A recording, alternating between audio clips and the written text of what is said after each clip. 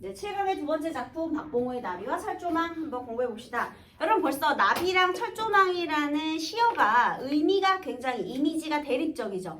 얘는 일단 생명체, 그 다음에 얘는 무생물, 그 다음에 얘는 철조망이니까 차갑고 폭력적이고 뭔가 딱딱한 이미지라면 얘는 여리여리 연약한 그런 이미지 아니겠습니까? 그래서 이렇게 대립적인 의미의 시어에 상징적 의미를 부여해서요, 우리 분단의 현실을 비판하는 내용을 쓰고 있는데요. 여러분들이 이제 특징을 많이 정리를 해요. 막 적어. 비판적, 상징적, 우의적 막 적어. 근데 이렇게 적어놓고 이걸 해석을 못하면 안 되겠지.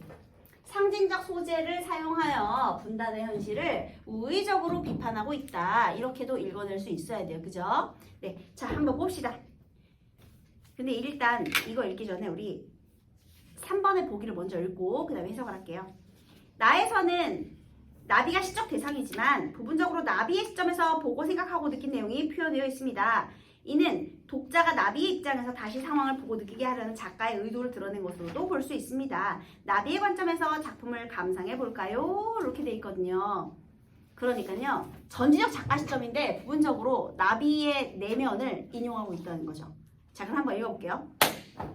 지금 저기 보이는 시푸런 강과 또 산을 넘어야 진종이를 별일 없이 보낸 것이 된다. 얘들아, 시푸런 강과 산을 넘어야 하는 존재가 누굽니까? 나비죠.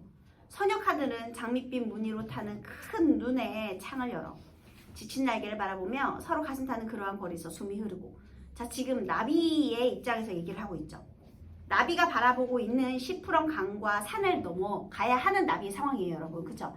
그러면 지금 저기 보이는, 누가 보고 있다고요? 나비가 보고 있는 거야. 그래서 지금 여기에 나비가 비행을 시작했거든요. 그런데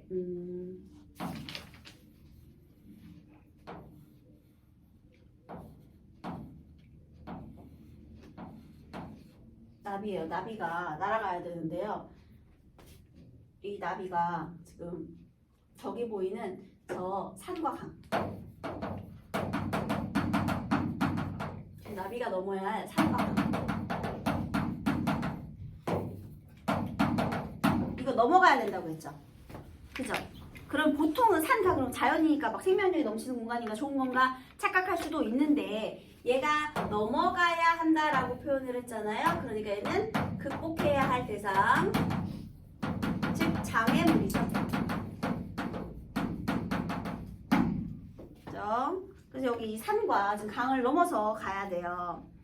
선역 하늘은 장밋빛 무늬로 타는 큰 눈의 창을 열어 지친 날개를 바라보며 서로 가슴 타는 그러한 거리에 숨이 흐르고. 지금 얘가요, 여기 산이랑 강을 건너가야지 지금 되고요. 그 다음에 지금 여기 시간적 배경 언제예요, 여러분?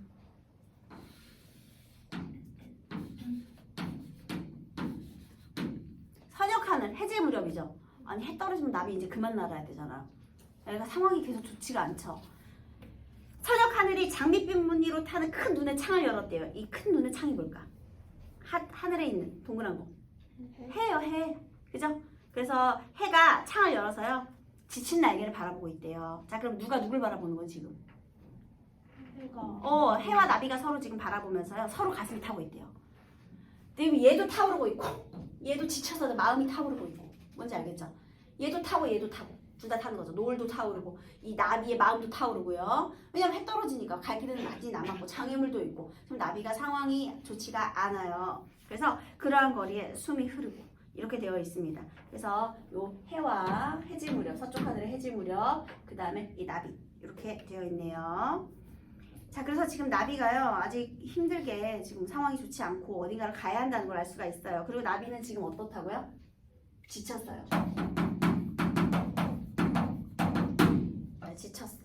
지쳤습니다. 지친 날개라는 표현 써있죠? 그리고 여러분, 지친 날개, 뭐 이런 감정이입이라고 해도 좋아요. 날개가 지쳤으니까요. 이제 안쓰럽습니다. 자, 그 다음에 모진 바람이 분다. 그리고 특히 이 나비에 둘러싼 상황인데요. 여기서 모진 바람이라는 표현이 썼어요. 나비를 둘러싼 안 좋은 암담한 시력의 상황이죠. 얘가 이 철조망을 넘어가기 위해서 극복해야 할 거거든요. 얘도 똑같아요. 그런데 모진 바람, 시련과 고난, 나비에게 있어서는 좋지 않죠. 그런 속에서 피비린내 나게 싸우는 나비 한 마리의 생채기. 얘들아, 여기서 조심해야 될 거 있다. 여기 나비 한 마리의 생채기라는 표현 한번 볼까요?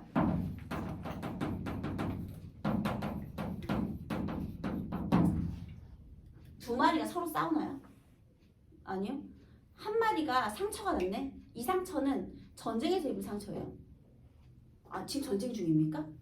이미 지금 철조망 끝났어요. 이거 67년 작품이에요. 전쟁 끝났고요. 그러면 이건 어디에서 입은 상처야? 분단을. 분단을 극복하기 위해서 얘가 철조망을 넘어가다가 생긴 상처겠죠. 저쪽으로 가다가 생긴 상처야. 그러니까 얘는요. 피비린내나게 싸우는 게 분단을 극복하기 위한 싸움인 거지 여기서 지금 전쟁의 상황을 말하는 것이 아니에요. 이미 전쟁이 아니라 지금 분단된 상황이에요. 얘들아. 나비 한 마리의 생채기라는 표현이 있잖아요. 그죠? 그래서요. 자, 이 나비 한 마리의 생채기, 이 나비는 당연히 분단과 싸우고 있는 우리 민족이고요. 요 말 자체가 분단 극복 과정에서 분단을 극복하려는 과정에서 입은 상처를 말하는 겁니다. 극복해야 될 게 너무나 많으니까요. 그 상처를 말하는 거예요. 그러니까 이 나비 우리 민족인데요. 이 나비는요. 첫 고향의 꽃밭에 마지막까지 의지하려는 강렬한 바람의 향기였다. 자, 얘가 상처가 났거든요. 그러면 너무 아프니까 포기할래. 그러고 멈췄니? 아니요. 얘 비행을 계속하고 있거든요. 무슨 생각하면서? 첫 꽃밭에 마지막까지 의지하려는 강력한 바람의 향기를 품으면서. 이거 무슨 소리야? 얘가 그럼에도 불구하고 이 지친 날개, 얘가 지쳤고요. 상처가 있어요. 생채기. 지금 지쳤고 이 나비는 그리고 생채기도 있어. 막 찢어졌어. 그런데 그럼에도 불구하고 얘가 포기할 수 없었던 것은 바로 우리 첫 고향의 꽃밭.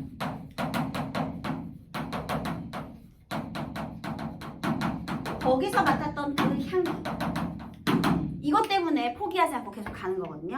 자, 그러면 이 첫 고향이라는 고향은요. 무엇을 말하는 걸까요?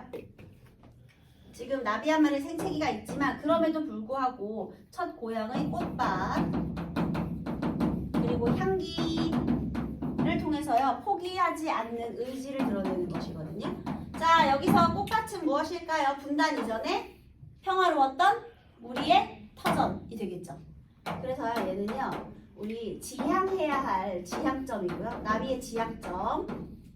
그 다음에 다시 되찾아야 할, 복원해야 할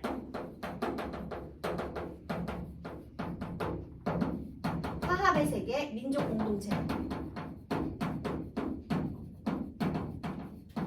통일, 화합의 세계 이렇게 되는 거죠. 여기를 향해 가는 것이고요.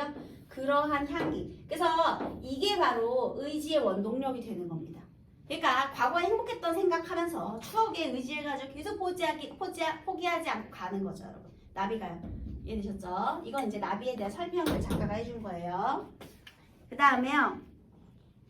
바람의 향기였다. 이제 작가가 설명을 해줬죠. 그래서 지금 여기가 1년, 그 다음에 여기서 2년 이렇게 되고요. 3년.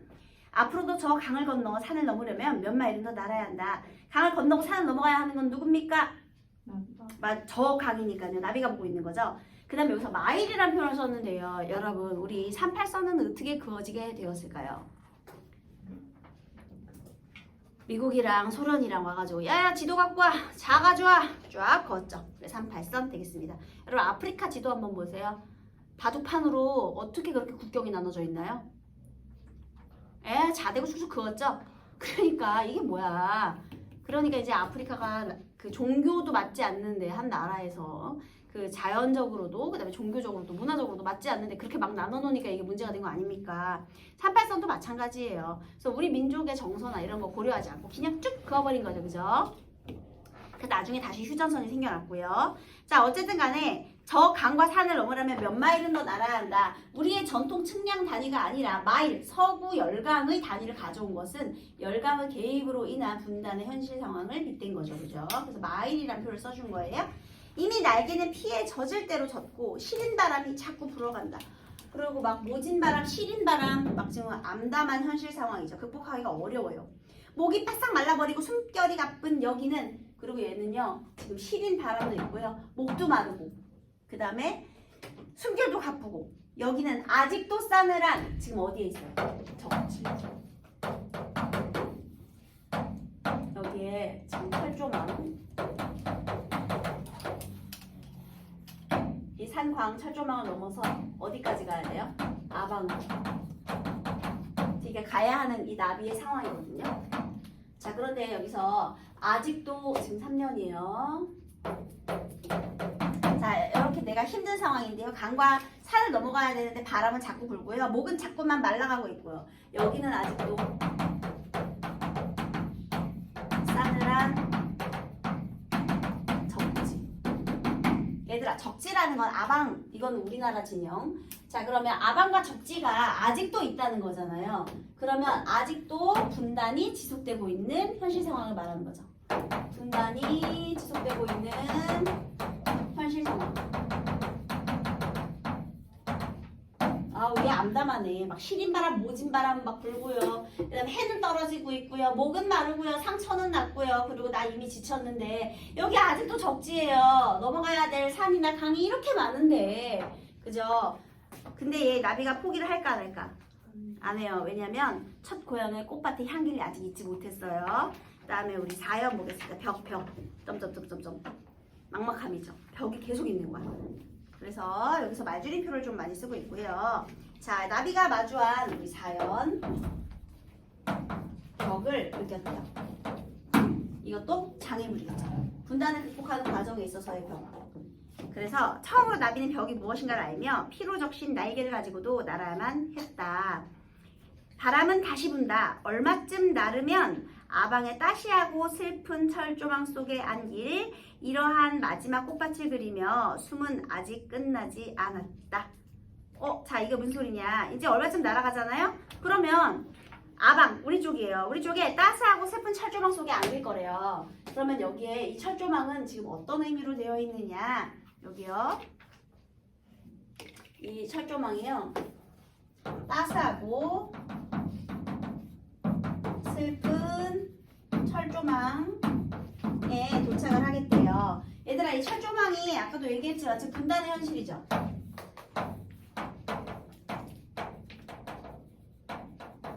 그죠?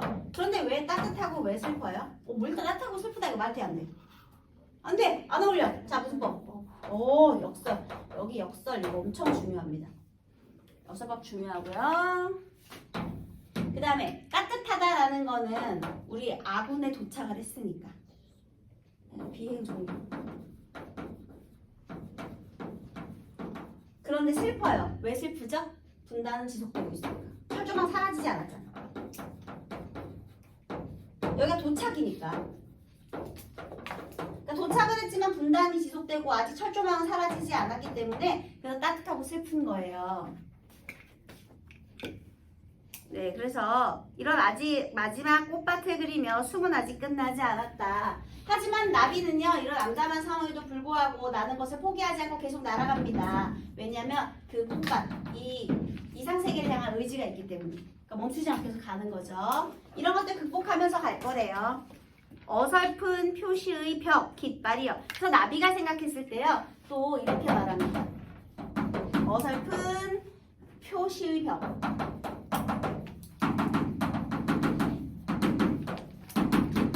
기억. 우리 여기에 가면은 이렇게 있잖아요. 이렇게 두 개 달려 있잖아요. 하나는 이제 우리나라 거고 하나는 이제 북한 거고 깃발 있잖아요. 그런데 선생님이 아까 38선 얘기했잖아요. 어설프다라는 건 절대적이지 않다라는 것이거든요. 그러니까 언젠가 무너질 기대가 있다라는 거죠. 어설프니까 언젠가 무너지겠지. 그래서요, 내가 마지막 꽃밭을 그리면서요, 숨은 아직 끝나지 않아요. 계속 날 거예요. 어설픈 표시의 벽과 깃발이 있으니까요. 언젠가 무너질 거니까. 그래서 내가 마지막 꽃밭을 향해서 이렇게 열심히 노력을 멈추지 않겠다. 나비의 의지가 드러나고 있는 겁니다, 여러분. 그래서 여기에서는요, 우리 상징적인 의미의 시어, 그 다음에 대립적인 이미지의 시어,